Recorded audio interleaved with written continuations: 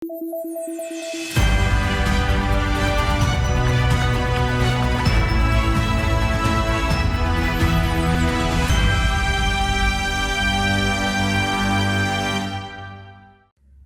pemirsa, jumpa lagi bersama saya Dewi Sulistia dalam Lampung 8. Sejumlah informasi telah kami rangkai dan siap kami sajikan untuk Anda. Inilah Lampung 8 selengkapnya.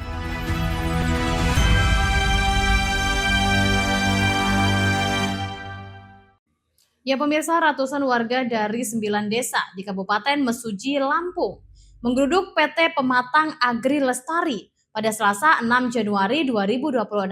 Aksi ini menyuarakan sengketa lahan yang telah berlangsung lama. Aksi damai yang diikuti 500 orang itu berlangsung tertib. Massa membawa spanduk bertuliskan tuntutan. Salah satunya berantas mafia tanah. Kembalikan hak tanah transmigrasi kami dari tahun 1992. Ratusan warga dari 9 desa di Kabupaten Mesuji, Lampung menggeruduk PT Pematang Agri Lestari pada Selasa 6 Januari 2026. Aksi ini menyuarakan sengketa lahan yang telah berlangsung lama. Aksi damai yang diikuti 500 orang itu berlangsung tertib. Massa dibawa spanduk bertulis tuntutan salah satunya, berantas mafia tanah, kembalikan hak tanah transmigrasi kami dari tahun 1992. Beberapa perwakilan warga diterima untuk berdiskusi dengan pihak perusahaan. Pertemuan difasilitasi Satgas Penanganan Konflik Agraria Kabupaten Mesuji.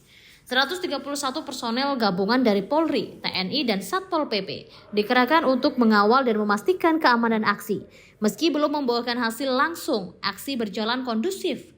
Tim negosiasi pemerintah daerah juga hadir untuk mendengar aspirasi warga dan menyiapkan jalur komunikasi dengan PT PAL. Perwakilan perusahaan menyatakan kesediaan melakukan dialog terbuka untuk menyelesaikan permasalahan. Kami dari Satgas Penanganan Konflik Agraria Kabupaten Mesuji telah melaksanakan mediasi kedua belah pihak antara masyarakat 9 desa penyangga PT PAL dan juga perusahaan PT PAL. Yang mana pihak dari masyarakat 9 desa mengklaim tanah yang HGU dari PT PAL merupakan tanah sewa menyewa pada saat tanah trans tahun 1993. Dari Mesuji, tim liputan Garuda. Ya, selanjutnya pemirsa, Subdit 3 Ditres Narkoba Polda Lampung berhasil mengungkap peredaran narkotika jenis ganja seberat 13 kg di wilayah Kabupaten Lampung Selatan. Pengungkapan berawal dari laporan masyarakat pada Senin 29 Desember 2025 pada pukul 14.00 waktu Indonesia bagian Barat. Warga melaporkan adanya sebuah rumah berwarna hijau di Kelurahan Waiurang, Kecamatan Kalianda yang kerap dijadikan lokasi transaksi narkotika. Subdit 3 Ditres Narkoba Polda Lampung berhasil mengungkap peredaran narkotika jenis ganja sebesar 13 kg di wilayah Kabupaten Lampung Selatan. Pengungkapan berawal dari laporan masyarakat pada Senin 29 Desember 2025. Menindaklanjuti informasi tersebut, Tim Opsnal Unit 3 Subdit 3 Ditres Narkoba Polda Lampung melakukan pengintaian sekitar pukul 17.00 waktu Indonesia Barat. Petugas langsung melakukan penyergapan di lokasi dan mengamankan seorang pria berinisial FAB yang diduga sebagai pengedar narkotika di wilayah Lampung Selatan.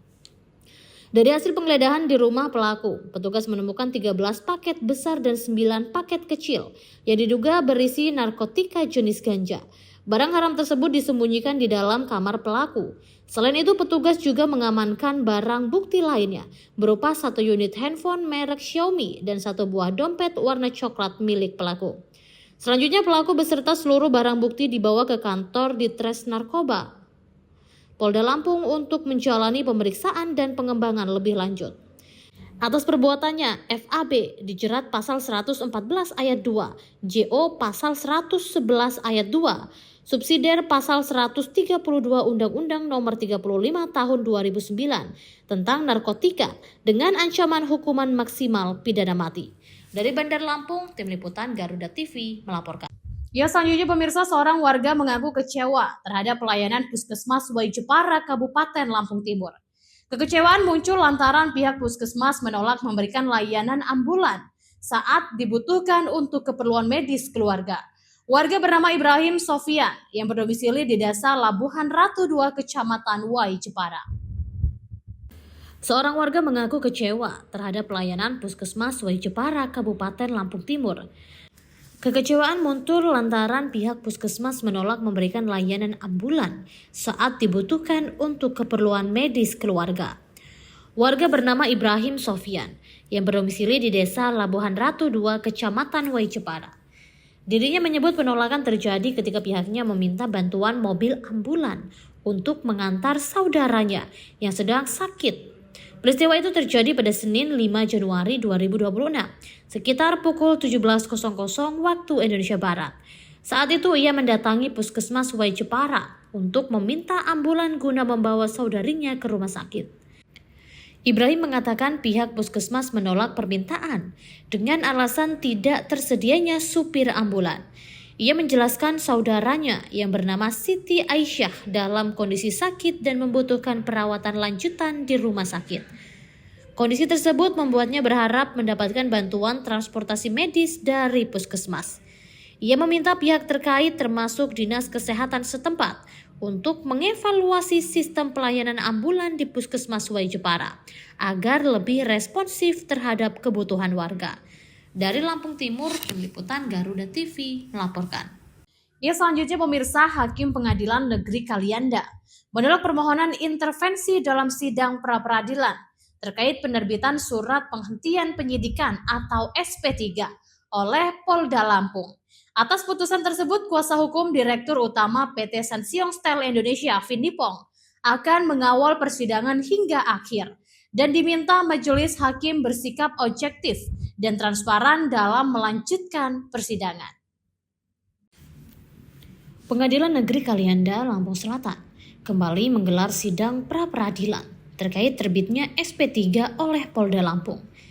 Dalam sidang yang digelar pada Senin, Majelis Hakim menolak permohonan intervensi yang diajukan oleh kuasa hukum Direktur Utama PT Sansiong Steel Indonesia. Majelis Hakim dalam amar putusannya menyatakan menolak permohonan intervensi serta memerintahkan pihak pemohon dan termohon untuk melanjutkan pemeriksaan perkara pra-peradilan. Atas putusan tersebut, kuasa hukum Finifong selaku Direktur Utama PT Sansiong Steel Indonesia akan mengawal sidang pra-peradilan kliennya hingga akhir. Menurutnya putusan ini menambah kejanggalan hukum, mengingat sebelumnya kliennya telah memenangkan perkara pra-peradilan di Pengadilan Negeri Kalianda.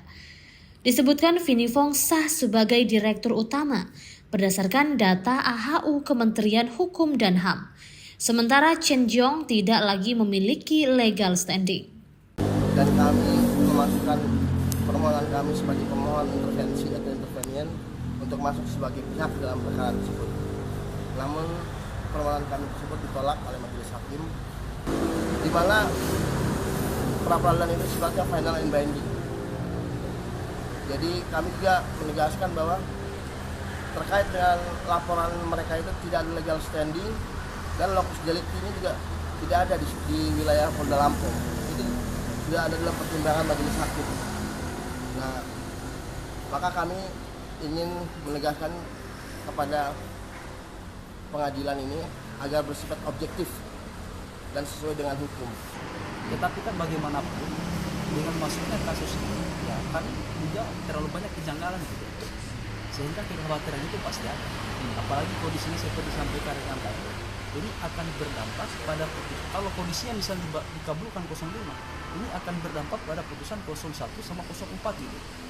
Artinya ada putusan di atas putusan dan akan timbang tinggi dan akan memberikan nanti ketidakpastian itu terhadap perkara pra-peradilan. Kalau bicara berkaya tentu kan hari pasti akan melakukan pemantauan terhadap perkara. Sementara itu pihak Chen Jiong melalui kuasa hukumnya menyatakan penolakan permohonan intervensi sudah tepat. Menurutnya tidak ada aturan hukum yang membenarkan intervensi dalam perkara pra-peradilan. Kemudian menurut kami juga hakim pra-peradilan sudah tepat dalam memutuskan menolak adanya permohonan intervensi dari pihak pemohon tadi. Kenapa? Karena secara aturan juga tidak ada aturan dalam pra-peradilan untuk permohonan intervensi. itu contoh kasusnya sudah banyak. Ada contoh kasus bibit di Jakarta Selatan dan lain-lain. Jadi memang sudah seharusnya ditolak dan sudah tepat. Menurut kami tindakan Hakim Prapit itu sudah tepat menolak itu karena tidak ada kerugian yang nyata juga dari pemohon sampai saat ini terhadap permohonan yang kita ajukan. Hingga saat ini, sidang pra-peradilan masih terus berlanjut. Dan majelis hakim dijadwalkan akan melanjutkan pemeriksaan pokok perkara sesuai batas waktu yang ditentukan undang-undang. Dari Lampung Selatan, Tim Liputan Garuda TV, Heri Afriansyah melaporkan. Di tengah perubahan dan dinamika bangsa, ada isu yang memerlukan sebuah solusi. Bersama narasumber terpercaya, mengulas topik terkini untuk negeri. Kait dengan RUU perampasan aset yang live dari Sarinah dan Menara Garuda. Indonesia Kita, Senin sampai Jumat pukul 7 malam hanya di Garuda TV. Ya, selanjutnya pemirsa, program Sekolah Garuda dan Sekolah Rakyat yang digulirkan pemerintah pusat mendapat sorotan dari DPRD Provinsi Lampung. DPRD Lampung melalui Komisi 5 menilai penentuan lokasi harus tepat sasaran, khususnya untuk wilayah dengan tingkat kemiskinan dan pendidikan yang masih rendah. Program Sekolah Garuda dan Sekolah Rakyat yang digulirkan pemerintah pusat mendapat sorotan dari DPRD Provinsi Lampung. DPRD Lampung melalui Komisi 5 menilai penentuan lokasi harus tepat sasaran, khususnya untuk wilayah dengan tingkat kemiskinan dan pendidikan yang masih rendah. Sekretaris Komisi 5 DPRD Provinsi Lampung, Eli Wahyuni, menegaskan pentingnya ketepatan lokasi pembangunan sekolah Garuda dan sekolah rakyat agar program benar-benar memberikan dampak bagi masyarakat. Menurut Eli, penetapan lokasi menjadi kewenangan Dinas Pendidikan yang telah berkoordinasi dengan pemerintah daerah dan pemerintah pusat. Namun DPRD Lampung masih mempertanyakan dasar penentuan lokasi yang mengarah ke Kabupaten Mesuji dan Lampung Selatan. Untuk penentuan titik lokasi itu kan wewenang daripada Dinas Pendidikan. Kami juga belum tahu nih dasar Dinas Pendidikan menetapkan di Mesuji atau dengan Lampung Selatan. Kalau Lampung Selatan oke lah, ya kan. Dia daerahnya luas, ya kan. Terus maju, termasuk maju lah. Nah kalau Mesuji saya nggak tahu dasarnya apa. Tapi gimana pun juga kami mensupport program itu. Secara ideal, sekolah Garuda seharusnya dibangun di wilayah yang strategis dan mudah menjangkau banyak kabupaten dan kota. Salah satunya Kabupaten Lampung Tengah. Sementara untuk sekolah rakyat, Eli menekankan agar program difokuskan ke daerah-daerah zona merah kemiskinan dan pendidikan rendah, seperti Mesuji, Pesisir Barat, Tulang Bawang Barat, Lampung Barat, dan Waikanan. Komisi 5 DPRD Lampung sebagai mitra kerja Dinas Pendidikan dan Kebudayaan Provinsi Lampung berencana akan menggelar rapat dengan pendapat, menggali lebih jauh dasar penentuan lokasi, serta memastikan program Sekolah Garuda dan Sekolah Rakyat tepat sasaran. Dari Bandar Lampung, Tim Liputan Garuda TV melaporkan. Ya pemirsa, kantor wilayah Kanwil Direktorat Jenderal Pajak DJP Bengkulu dan Lampung mendorong pemerintah daerah lebih proaktif agar entitas bisnis yang mencari nafkah di Lampung juga terdaftar secara administrasi di Lampung. DJP menegaskan jika bisnisnya berkembang di Lampung, maka sewajarnya pajak masuk ke daerah untuk mendanai pembangunan Provinsi Lampung. Kanwil DJP Bengkulu dan Lampung bergerak cepat, memperkuat kolaborasi lintas lembaga demi mengoptimalkan penerimaan negara. Langkah strategis ini terlihat saat Kepala Kanwil DJP Bengkulu dan Lampung, Retno Sri Sulistiani, dan jajaran menemui anggota DPD RI Dapil Lampung, Almira Nabila Fauzi, dalam agenda audiensi di kantor DPD RI Provinsi Lampung, Selasa 6 Januari 2026. Pertemuan tersebut memfokuskan pembahasan upaya peningkatan kepatuhan serta kesadaran perpajakan di Bumi Ruai Curai. Menariknya, ternyata Kanwil DJP Bengkulu Lampung getol memperjuangkan agar perusahaan-perusahaan di Lampung bayar pajaknya juga di Lampung. DJP Bengkulu dan Lampung mendorong pemerintah daerah sama-sama proaktif agar entitas bisnis di Lampung terdaftar secara administrasi dan pajaknya masuk ke daerah untuk mendanai pembangunan Provinsi Lampung. Anggota DPD RI asal Lampung Almira Nabila Fauzi menyoroti rendahnya rasio pajak di daerah sebagai tantangan utama. Karena itu ia menekankan pentingnya implementasi Undang-Undang Nomor 7 Tahun 2021 tentang harmonisasi peraturan perpajakan Undang-Undang HPP secara konsisten. Menanggapi hal tersebut, Retno Sri Sulistiani menjelaskan bahwa DJP tengah memodernisasi sistem administrasi melalui Koretek. Menariknya saat ini, sekitar 40% wajib pajak aktif di Lampung sudah melakukan aktivasi sistem terintegrasi tersebut. Progres positif ini menjadi modal penting dalam menciptakan administrasi pajak yang lebih akuntabel. Selain reformasi sistem DJP, juga memberikan perhatian khusus pada pemberdayaan UMKM melalui program Kemenku 1. Bersama Direktorat Jenderal Bea dan Cukai, mereka membuka klinik bagi calon eksportir untuk membantu pelaku usaha lokal naik kelas. Kabid Pendaftaran, Ekstensifikasi, dan Penilaian SUPI mengajak DPD RI untuk bersama-sama mendorong pemerintah daerah agar lebih proaktif. Ia berharap entitas bisnis yang mencari nafkah di Lampung juga terdaftar secara administrasi di wilayah tersebut. Menurutnya, jika bisnisnya berkembang di Lampung, sudah sewajarnya pajaknya masuk ke daerah untuk mendanai pembangunan lokal Lampung. Dari sisi edukasi, penyuluh pajak Teguh Sriwijaya memaparkan 3 pendekatan utama untuk menjangkau masyarakat, yakni publikasi masif melalui media sosial dan media massa. Kemudian edukasi inklusif lewat program Tech Center dan relawan pajak. Ketiga, asistensi langsung kepada wajib pajak. DJP mengingatkan masyarakat agar tetap waspada terhadap modus penipuan mengatasnamakan Koretek. Pihak orientasi pajak menegaskan bahwa seluruh layanan perpajakan termasuk aktivitasi sistem baru, bersertifikat mandiri, dan tanpa pungutan biaya atau calo. Dari Bandar Lampung, Tim Liputan Garuda TV melaporkan. Ya pemirsa, target pendapatan asli daerah atau PAD Provinsi Lampung dari sektor pajak kendaraan bermotor tercatat belum tercapai. Hal ini disebabkan penerapan kebijakan Ospen pajak yang membuat sebagian penerapan langsung masuk ke dalam kas pemerintah kabupaten dan kota. Ini diungkap langsung oleh Kepala Bapenda Provinsi Lampung Slamet Riyadi usai menghadiri rapat dengan pendapat dengan Komisi 3 DPRD Provinsi Lampung pada Selasa 6 Januari 2026. Kepala Badan Pendapatan Daerah Provinsi Lampung Slamet Riyadi menjelaskan, meski secara persentase realisasi PAD dari sektor pajak kendaraan bermotor terlihat menurun dan hanya mencapai sekitar 42,47%. Namun secara total pendapatan justru mengalami peningkatan. Pada tahun 2024, total pendapatan dari pajak kendaraan bermotor tercatat di 1,59 triliun rupiah. Sementara pada tahun 2025, angkanya meningkat menjadi 1,108 triliun atau naik sekitar 50 miliar rupiah. Namun demikian, dengan diberlakukannya opsen pajak, penerimaan tersebut tidak lagi sepenuhnya menjadi bagian pemerintah Provinsi Lampung. Dana secara otomatis terbagi ke pemerintah kabupaten dan kota. Akibatnya, Pemprov Lampung hanya menerima sekitar 690 miliar, tanpa lagi mekanisme dana bagi hasil seperti sebelumnya. Dirinya menegaskan penurunan yang terlihat bukan disebabkan turunnya kinerja pemungutan pajak, melainkan perubahan skema pembagian pendapatan akibat kebijakan opsen pajak. Di tahun 2025 itu angka yang sebenarnya itu adalah 1 triliun 108 miliar. Tapi kenapa ini untuk perolehannya kenapa menurun? Karena adanya opsen.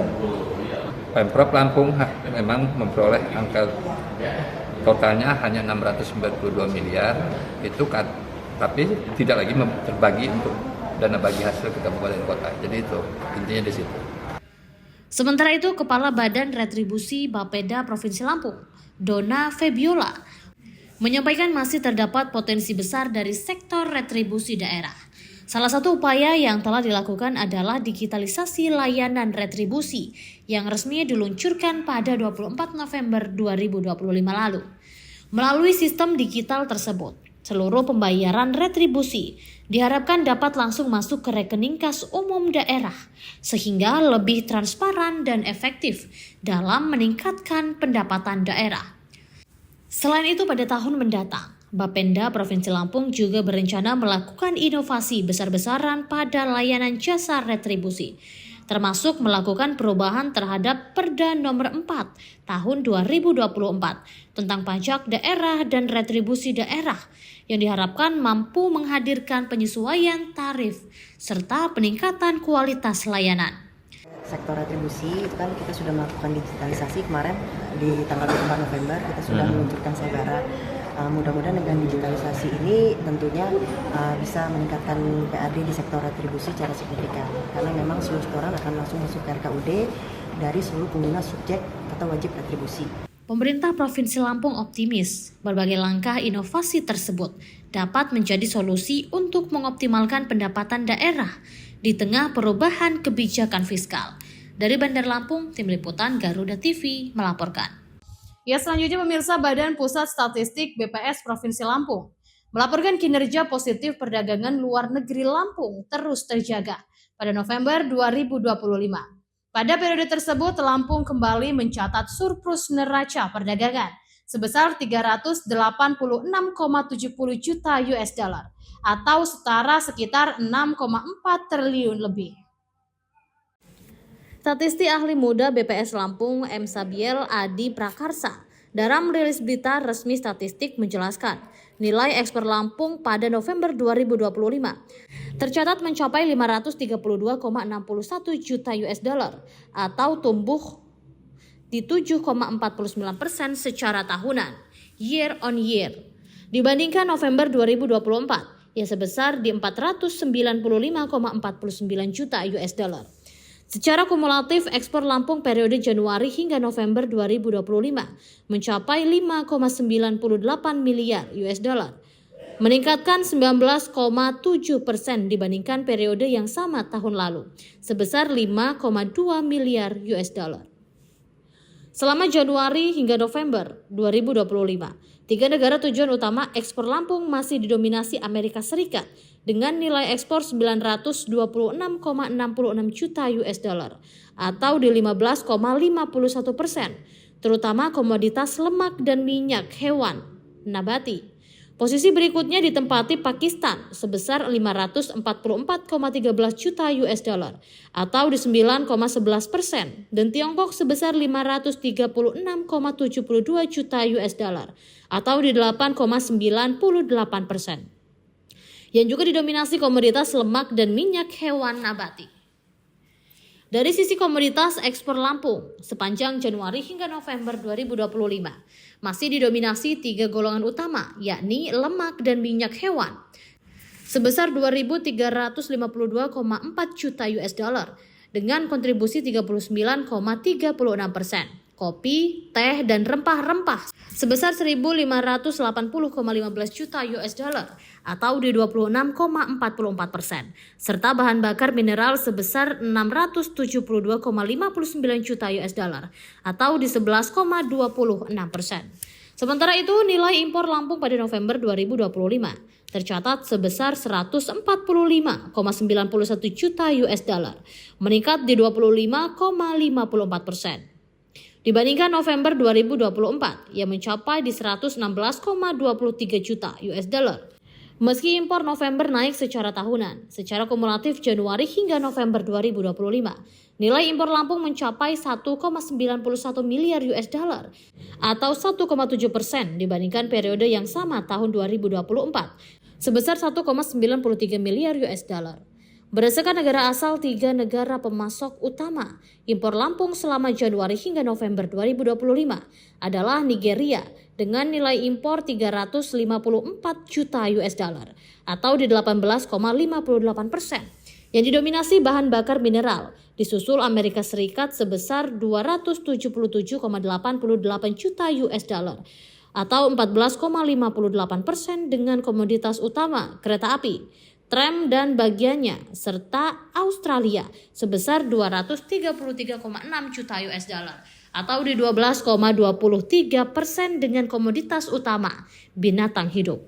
Adapun komoditas impor terbesar Lampung pada periode Januari hingga November 2025 masih didominasi bahan bakar mineral sebesar 789,53 juta US dollar atau 41,43%. Diikuti gula dan kembang gula sebesar 183,15 juta US dollar atau di angka 9,61%, serta binatang hidup sebesar 180,71 juta US dollar atau di angka 9,48%. Dari Bandar Lampung, Tim Liputan Garuda TV melaporkan.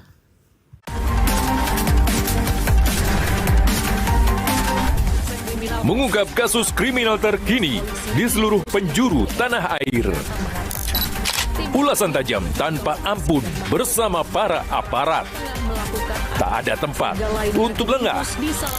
Informasi penting yang membuat Anda lebih waspada. NN mengerahkan petugas dalam jumlah besar. Kriminal Plus 62 hanya di Garuda TV. Ya, selanjutnya pemirsa, Badan Pusat Statistik mencatat kenaikan indeks harga atau inflasi bulanan Provinsi Lampung sebesar 0,59 pada Desember 2025.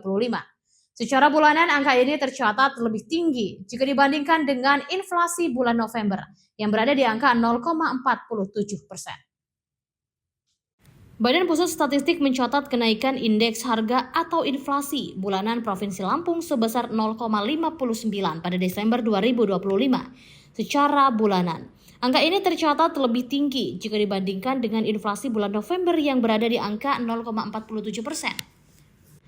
Statistik ahli muda BPS Provinsi Lampung, Muhammad Sabiel Adi Prakasa, mengatakan terdapat 5 komoditas utama penyebab inflasi bulan Desember 2025, mulai bumbu dapur seperti cabai, bawang, hingga perhiasan emas.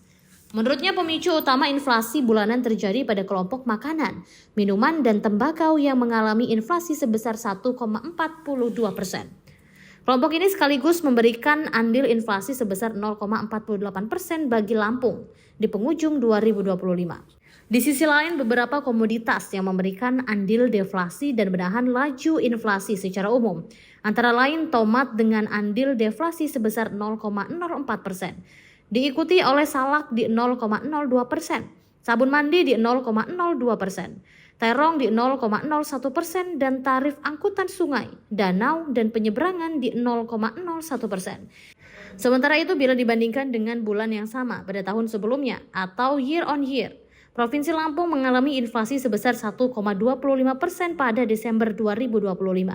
Dari Bandar Lampung, Tim Liputan Garuda TV melaporkan. Informasi lainnya, pemirsa, warga perumahan Persada Asri, Gang Ceria, Jalan Pangeran Tirtayasa, Sukabumi, Bandar Lampung, digegerkan dengan penemuan bunga rafflesia di dapur rumah kosong perumahan. Penemuan bunga langka dikenal dengan nama Rafflesia arnoldi, berawal dari aroma bau tidak sedap di sekitar rumah kosong tersebut. Penemuan bunga bangkai yang ditemukan warga pada saat sedang mencari bahan bangunan yang tidak terpakai. Warga bernama Satria mencium bau tak sedap dan mencoba masuk dan menemukan sumber bau tersebut. Karena ada yang aneh dengan bunga mengeluarkan bau, kemudian ia langsung memberitahu beberapa warga untuk memastikan bunga rafflesia yang merupakan salah satu spesies flora langka yang tumbuh di hutan tropis. Penemuan bunga ini menjadi perhatian warga perumahan karena bunga bangkai jarang ditemukan atau tumbuh di pemukiman. Pagi-pagi itu kan saya habis dari nongkrong di bawah itu sama Om Fajar sama Om Wawan itu, saya masuk ke rumah kosong nyari barang. Terus tiba-tiba saya kaget ada bunga rafflesia itu. Saya awalnya nggak tahu tuh, belum ngecun. Saya bilang bunga langka. Saya keluar panggil Om itu kan, Om ada bunga langka. Mereka belum percaya tuh. Pas mereka masuk lihat beneran dipoto sama mereka kan. Sebetulnya saya juga baru juga tahu karena info dari warga itu di perumahan Persada Asri itu ada bunga rafflesia. Cuman saya usahakan lihat ke sana belum sempet. Barusan aja saya ngecek ke sana. Baru ternyata iya. Menurut warga sudah mekar, bahkan diprediksi warga, keberadaan bunga rafflesia yang tumbuh di perumahan tersebut sudah ada sekitar seminggu lebih. Dari Bandar Lampung, Tim Liputan Garuda TV melaporkan. Ya, selanjutnya pemirsa, destinasi wisata keluarga Taman Kehati yang berlokasi di Kecamatan Tanjung Raya, Kabupaten Mesuji, mampu menyedot pengunjung di masa liburan Tahun Baru 2026. Ribuan wisatawan yang memadati tempat wisata tersebut bukan saja warga Mesuji dan kabupaten sekitar, tetapi juga tak sedikit warga Sumatera Selatan. Ribuan wisatawan dari dalam maupun luar Kabupaten Mesuji memadati kawasan wisata Taman Kehati Mesuji. Keramaian pengunjung dimulai sejak libur Natal dan Tahun Baru. Tak hanya fasilitas bermain air seperti kolam renang, pengunjung juga melihat waterpark kebun binatang mini, serta Taman Keanekaragaman Hayati. Padahal tiket masuk hanya di bawah Rp10.000 hari biasa dan Rp15.000 untuk akhir pekan. Menurut Kabid Pariwisata Ekonomi Kreatif Dinas Pariwisata Kabupaten Mesuji, Afandi, dari tanggal 28 Desember 2025 sampai 1 Januari 2026, tercatat 7.424 pengunjung, selain berasal dari dalam Kabupaten Mesuji, juga Kabupaten Tulang Bawang Barat hingga dari Sumatera Selatan. Dari Mesuji, Tim Liputan Garuda TV melaporkan. Ya, selanjutnya pemirsa, anggota DPR RI dari Lampung 1, Muklis Basri, menggelar kegiatan serap aspirasi di Kabupaten Lampung Barat. Di sela kesibukannya, mantan Bupati Lampung Barat 2 periode ini menyempatkan diri mengunjungi kebun durian jenis bawor dan mempromosikannya. Menurutnya, buah durian jenis bawor sangat cocok dengan kondisi alam Lampung Barat dan mempunyai nilai ekonomi tinggi. Kegiatan serap aspirasi, atau yang lebih dikenal dengan sebutan reses, dilakukan oleh anggota DPR RI dari Lampung 1, Muklis Basri. Kegiatan ini rutin dilakukan untuk mengetahui persoalan dan kebutuhan masyarakat yang harus dipenuhi oleh pemerintah. Mantan Bupati Lampung Barat 2 periode ini juga menyempatkan diri mengunjungi kebun durian milik warga. Bahkan Muklis merasa takjub dengan lebatnya buah durian jenis bawor yang tumbuh. Buah durian jenis ini sangat cocok dengan kondisi alam Lampung Barat. Dirinya mengajak masyarakat untuk terus menanam pohon buah-buahan sebagai upaya menjaga dan melestarikan alam. Halo guys, saya hari ini sedang berada di kebun durian di Liwa ya, jenis bawor ya. Nah, yang sebelah kiri saya ini yang pegang durian ini ownernya yang punya ini. Teman-teman Hartop ya, katanya mau kunjungan wisata ke Lampung, mau bermalam di puncak Awan. Dengan mempromosikan buah lokal, dirinya berharap masyarakat ikut terbantu dari segala sisi, baik perekonomian dan semangat dalam menanam demi keberlangsungan hidup masyarakat ke depannya. Dari Lampung Barat, Tim Liputan Garuda TV melaporkan. Ya pemirsa, informasi tadi sekaligus mengakhiri perjumpaan kita pada hari ini.